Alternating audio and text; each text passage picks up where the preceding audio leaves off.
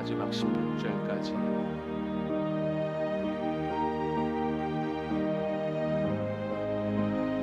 말라기 2장 1절로 마지막 16절까지입니다. 너희 제사장들아 이제 너희에게 이같이 명령하노라.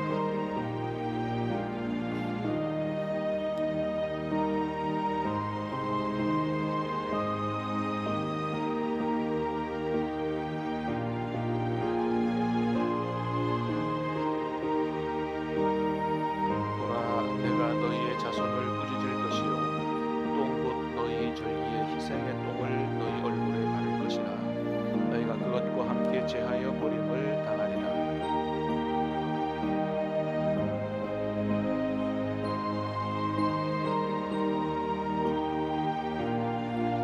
레위와 세운 나의 언약은 생명과 평강의 언약이라. 내가 이것을 그에게 준 것은 그로 경외하게 하려 하며 그가 나를 경외하고 내 이름을 두려워하였으며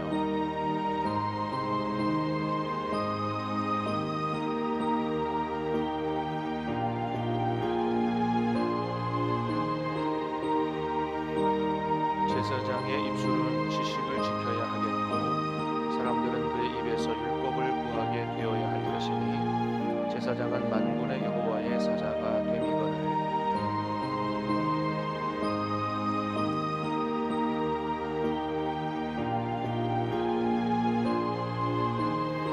너희가 내 길을 지키지 아니하고 율법을 행할 때에 사람에게 치우치게 하였으므로 나도 너희로 하여금 모든 백성 앞에서 멸시와 천대를 당하게 하였느니라 하시니라.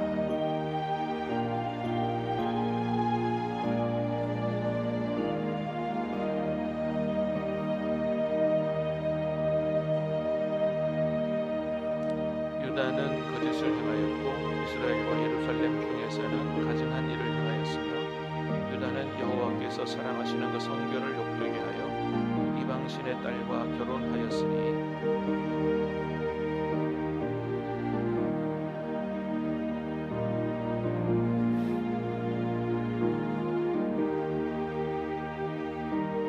너희가 이런 일도 행하나니 곧 눈물과 울음과 탄식으로 여호와의 제단을 가리게 하는도다. 그러므로 여호와께서 다시는 너희의 봉헌물을 돌아보지도 아니하시며 그것을 너희 손에서 기꺼이 받지도 아니하시거늘.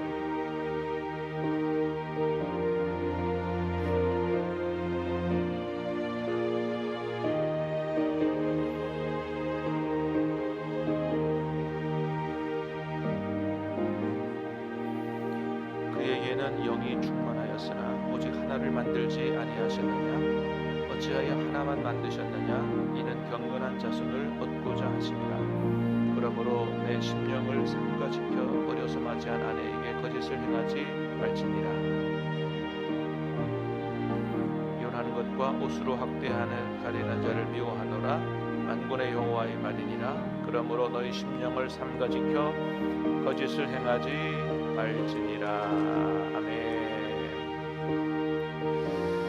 자, 오늘 본문은 말라기를 구성하고 있는 6가지 논쟁, 하나님과 6가지 논쟁을 하는데 하나님이 내가 이러이러했다 그러면 이스라엘 백성이 어떻게 언제 그렇게 하셨습니까? 반문하고 또 그에 대해서 하나님이 설명하시는 이런 구조로 6가지 논쟁으로 구성되어 있는데 오늘 본문 중에서 두 번째, 세 번째 논쟁을 담고 있습니다. 첫 번째 논쟁은 어제 우리 말씀 본 대로 하나님의 사랑에 대한 거죠. 내가 너희를 사랑했다. 그러니까 이스라엘이 뭐라 그래요? 하나님이 우리를 어떻게 사랑하셨습니까? 그러니까 하나님이 이제 설명하시는 그런 내용이었고, 자, 두 번째 논쟁은 어제 본문부터 오늘까지 이어지는 말씀인데 레위 언약 파기에 대한 논쟁입니다. 레위 언약 파기에 대한 논쟁이고, 세 번째는 결혼 언약 파기에 대한 그런 논쟁입니다. 자, 그 중에 오늘은 두 번째, 세 번째 레위 언약 파기와 결혼 언약 파기에 대한 말씀입니다. 자, 1절, 2절을 다시 한번 보겠습니다. 시작. 너희 제사장들아 이제 너희에게 이같이 명령하노라. 만군의 여호와가 이르노라. 너희가 만일 듣지 아니하며 마음에 두지 아니하며 내 이름을 영화롭게 하지 아니하면 내가 너희에게 저주를 내려 내가 이미 저주하였나니 이는 너희가 그것을 마음에 두지 아니하였습니다. 아멘. 자, 두 번째 논쟁의 대상이 누구냐 하면 너희 제사장들아, 그죠? 예, 제사장들입니다. 제사장들.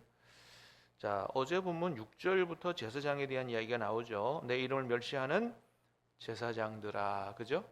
예, 제사장들의 이야기가 어제 1장 6절부터 오늘 본문까지 쭉 연결되어 있는 겁니다. 이 두 가지가 다 레위 언약에 대한 파기에 관한 이야기예요. 자, 먼저 그렇게 말씀하세요. 2절에 보니까 만군의 여호와가 이르노라. 너희가 만일 듣지 아니하며 마음에 두지 아니하며 내 이름을 영화롭게 하지 아니하면 내가 너희에게 저주를 내려 너희의 복을 저주하리라. 내가 이미 저주하였나니 이것을 너희가 마음에 두지 아니하였습니다. 자, 여기서 이제 제사장들은 오늘날로 말하면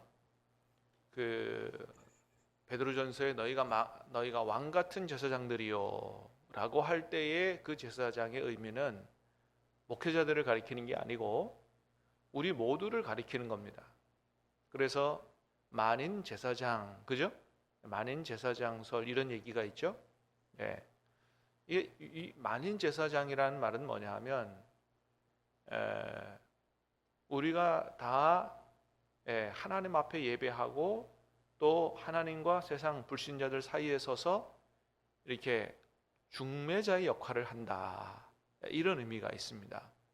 그래서 복음을 전하고 말씀을 가르쳐주고 이제 그런 거죠.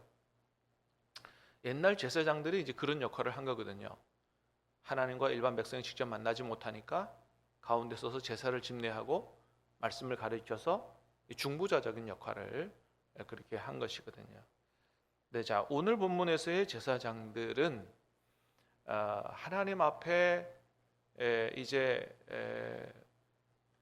제사를 드리고 또 마찬가지로 백성들에게 말씀을 가르치는 그런 의미는 동일하지만 하나님의 일을 전문적으로 하는 오늘날의 목회자와 같은 이런 의미를 담고 있다. 그렇게 이해를 하시면 되겠습니다. 자, 어쨌든 이 제사장들아 하면서 듣지 않고 마음에 두지 않고 하나님의 이름을 영화롭게 하지 아니하면 하나님이 뭐 하시겠다고요? 저주를 내리시겠다. 어디에 저주를 내리세요?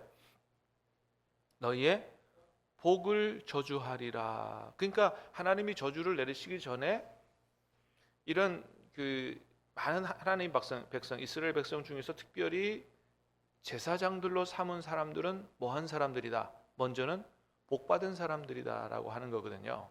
예, 복받은 사람들이다. 예. 여러분, 저는 처음에는 이제 가능하면 목회자를 안 하려고 도망을 많이 다녔습니다. 이거는 뭐 목회자 자체가 싫어서가 아니고 아무나 할 수 없는 일이고 도저히 자신도 없고 그렇기 때문에 그랬지만은 나중에 이제 하나님 앞에 항복을 하고 그 이후로 쭉 지금까지 왔습니다만은 지금 생각해 보면 야, 목회자를 안 했으면 어떡할 뻔했나 개인적으로 그렇게 생각합니다. 하나님 앞에 목회자로 살아간다는 것이 얼마나 큰 복을 받은 것인가 그걸 아주 절감하고 있어요. 예. 여러분 세상에 참 많은 직업이 있고 많은 일들이 있지만은 어차피 인생은 몇 번 살아요? 한 번 사는 인생이거든요. 세상 사람들이야 한 번 사는 인생 얼마나 부자로 살고 출세하고 얼마나 돈 많이 벌고 뭐 즐겁게 살고 이런 거를 가지고 따질지 모르겠지만은 한 번밖에 못 사는 인생이 그것보다도 더 중요한 게 있다 이거죠. 어떻게 내 인생을 살아갈 건가? 얼마나 가치 있게 살아갈 건가? 이게 중요한 거 아니겠어요? 그런 면에 있어서 목회자로 한평생 살아가면서 내 인생을 이 귀한 일을 하면서 하나님 앞에 내 인생을 드릴 수 있다고 하는 이 자체가 얼마나 큰 복을 받은 것인가 하는 것을 정말 마음에 깨닫습니다. 그래서 과연 나는 하나님 앞에 큰 복을 받았구나, 그런 생각을 가지고 있고, 또 5절에 보니까 그런 얘기 했어요. 5절 볼까요? 5절 시작. 레위와 세운 나의 언약은 생명과 평강의 언약이라. 자, 레위와 세운 언약, 이제 여기 제사장들 다 포함되는 거거든요. 어떤 언약이라고요? 생명과 평강의 언약이라. 하나님께서 레위와 제사장들과 언약을 세우면서 그들에게 뭘 주시기 원하신 거예요? 생명과 평강을 주시는 거거든요. 그렇습니다. 하나님과 가까이 깊이 있게 지내는 사람에게 하나님 주시는 것이 바로 생명과 평강이에요. 그 정말 저는 그걸 누리고 살고 있으니까, 그 예전에도 얘기했지만 제 초등학교 때 아주 단짝 친한 친구였던 친구가 여기 해군 사령부에 별 하나 달고 있었다 그랬죠. 그 친구를 만나러 갔더니 저를 굉장히 좀 불쌍하게 생각을 하더라고요. 아니, 니 공부도 잘하는 애가 왜 목회자가 됐냐 이거예요. 얼마든지 밖에 나가면 니 똑똑하고 잘 될 수 있는데 왜 목회자가 됐냐. 그래, 하여튼 저는 이제 반대로 생각을 하고, 야, 너는 어떻게 그렇게 세상에서 출세했는데 어떻게 예수도 못 믿었냐 이제. 하여튼 그렇습니다. 그래서 이 세상에서 얻을 수 없는 이 생명과 평강, 이것을 누리니까 얼마나 이게 복된 것인지 모르죠. 그래서 저는 국회의원도 안 부럽고, 대통령도 안 부럽고, 뭐 요즘은 진짜 세상에서 제일 극한 직업이 아마 국회의원과 대통령이 아니겠나 싶습니다만은, 옛날에 제일 부러워하는 직업이 대통령 아니에요? 국회의원 아니에요? 뭐 국회의원 되면 막 장관에게도 소리치고 막 그러니까 세상에서 제일 힘센 직업이 국회의원이다, 뭐 이런 얘기도 합니다만은 그렇습니다. 그러나 그런 것이 하나도 안 부러울 정도로 하나님 앞에 부름받아 목회자로 살아간다는 게 얼마나 큰 복을 받은 것인가, 그것을 느끼고 있죠. 자, 그런데 이런 복을 계속 누리려면 어떻게 해야 된다고 하나님 말씀하세요? 하나님 하시는 말씀을 잘 듣고, 그죠? 그것을 마음에 두고, 세 번째는 뭐예요? 하나님을 영화롭게 하는 삶을 살아갈 때 이런 복을 계속 누릴 수 있다라고 하는 것입니다. 하나님 말씀을 잘 듣고, 이건 꼭 목회자들만 받을 말씀이 아니고 우리 모두가 받을 말씀이죠. 말씀을 잘 듣고 어떻게 해요? 마음에 새기고 마음에 둬야 돼요. 여러분, 하나님 말씀을, 또 하나님과 세운 언약을 마음에 두시기를 바랍니다. 마음에 둬야 돼요. 마음에 두고, 세 번째는 뭐예요? 하나님을 영화롭게 해야 되는 것입니다. 여러분, 구약 성경을 통해서 우리가 제사장이 해야 될 일을 보면 크게 두 가지예요. 아까도 그랬습니다. 첫 번째는 뭐예요? 하나님 앞에 제사를 집례하는 거예요. 예배를 드리는 거예요. 두 번째는 뭐예요? 말씀을 백성들에게 잘 가르쳐서 하나님의 뜻대로 살아갈 수 있도록 하는 것이거든요. 여러분, 6절에서 8절 한번 읽어볼까요? 6절에서 8절 시작. 그의 입에는 진리의 법이 있었고 그의 입술에는 불의함이 없었으며 정직함으로 나와 동행하며 돌이켜 죄악에서 떠나게 하였느니라. 제사장의 입술은 지식을 지켜야 하겠고 사람들은 그의 입에서 율법을 구하게 되어야 할 것이니 제사장은 만군의 여호와의 사자가 됨이거늘 너희는 옳은 길에서 떠나 많은 사람을 율법에 거스르게 하는도다. 나 만군의 여호와가 이르노니 너희가 레위 언약을 깨뜨리느니라. 아멘. 자, 그래서 어제부터 오늘까지 보면 레위가 두 가지를 잘못했어요. 어제 말씀에서 본 건 뭐예요? 하나님의 식탁은 경멸히 여길 것이라 그러면서 어떻게 해요? 하나님 앞에 제물을 막 저는 것, 눈먼 거, 막 이런 거 드렸잖아요. 그러니까 하나님 앞에 예배를 엉망으로 드린 겁니다. 예배를 하찮게 여긴 거예요. 두 번째, 오늘 본문에서 보는 건 뭐예요? 7절을 보니까 제사장의 입술은 지식을 지켜야 하겠고 사람들은 그의 입에서 율법을 구하게 되어야 할 것인데 하나님 말씀을 안 가르친 겁니다. 엉망으로 가르친 거예요. 그러니까 제사장들이 해야 될 이 두 가지 가장 큰 일을 둘 다 엉망으로 했어요. 그래서 하나님 말씀을 잘 듣지도 않고 하나님과 세운 언약을 마음에 두지도 않고 하나님을 영화롭게 하지도 않으니 하나님이 그 제사장들을 어떻게 하겠다는 거예요. 복을 거두고 저주를 내리고 다 패해버리겠다 말씀을 하시는 거죠. 자, 얼마나 안타까운 일인지 모르겠어요. 여러분, 그래서 우리 모두가 다 저와 같은 목회자들뿐만 아니고 하나님 앞에서 직분을 받은 분들, 또 세례 받은 분들, 임직할 때도 선서하지요? 선서하고 세례 받을 때도 선서합니다. 하나님 앞에서 한 거예요. 목회자들도 목사 임직 받을 때 선서합니다. 하나님 앞에서 하나님과 한 그 선서, 그 언약, 그 약속을 마음에 둬야 돼요. 그리고 그거를 충실하게 지키려고 애쓰는 그런 삶을 살아야 한다라고 하는 겁니다.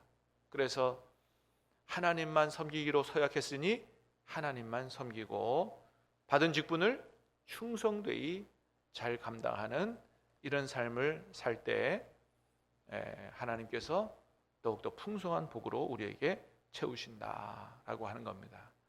여러분, 주님 앞에 갈 때까지 한 분 하나님만 충성스럽게 섬기고 주신 바 직분 충성되이 잘 감당하는, 하나님 말씀을 듣고 마음에 새기고 하나님을 영화롭게 하는 저와 여러분이 다 되시기를 주님의 이름으로 축복합니다. 두 번째는 결혼 언약 파기입니다. 10절 11절 10절 11절 시작. 우리는 한 아버지를 가지지 아니하였느냐? 한 아버지께서 하나님께서 지으신 바가 아니냐? 어찌하여 우리 각 사람이 자기 형제에게 거짓을 행하여 우리 조상들의 언약을 욕되게 하느냐? 유다는 거짓을 행하였고 이스라엘과 예루살렘 중에는 가증한 일을 행하였으니 유다는 여호와께서 사랑하시는 그 성결을 욕되게 하여 이방신의 딸과 결혼하였으니.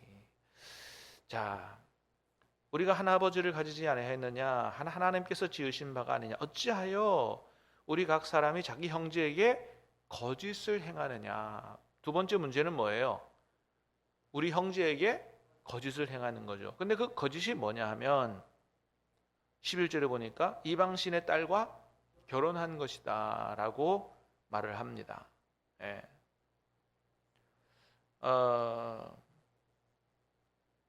그래서 이게 이제 한마디로 말하면 뭐냐 하면 하나님 백성들, 유다 백성들 중에서 옛날에 하나님 앞에서 결혼한 아내를 버리고 이혼하고 이방신을 섬기는 이방 여자와 결혼하기 위해서 하나님 앞에서 결혼 서약하고 결혼한 아내를 버리는 것을 문제 삼아서 얘기를 하는 겁니다. 여러분 14절 말씀 볼까요? 시작. 너희는 이르기를 어찌 됨이니까 하는도다. 이는 너와 내가 어려서 맞이한 아내 사이에 여호와께서 증인이 되시기 때문이라. 그는 내 짝이요 너와 서역한 아내로되 내가 그에게 거짓을 행하였도다. 자, 하나님께서 뭐가 되신다고 말씀하세요? 증인이 되신다. 그러니까 하나님 앞에서 결혼한 그런 결혼은 하나님께서 증인이 되시는 거거든요. 하나님께서 인정한 결혼이요. 그러니까 어떻게 해야 돼요? 하나님 앞에서 서약한 그것을 성실히 잘 지켜야 된다라고 하는 거죠. 여기 이제 거짓을 행했다는 말이 히브리어 바가드라는 말인데 불성실하게 했다 이런 의미예요. 단순히 거짓말을 했다는 게 아니고 불성실하게. 그러니까 여러분 하나님 앞에서 약속한 것은 충실히 지켜야 되잖아요. 그러니까 충실히 지키지 않고 불성실하게 하면 그게 거짓을 행하는 거와 똑같은 것이죠. 그래서 하나님 앞에서 한 결혼의 언약, 이 약속을 끝까지 지키고 남편은 남편의 역할을, 아내는 아내의 역할을 성실하게 잘 감당을 해야 된다. 그런데 이방신을 섬기는 이방 여인과 결혼하고 이방 제사에 참여하고 이렇게 한 거예요.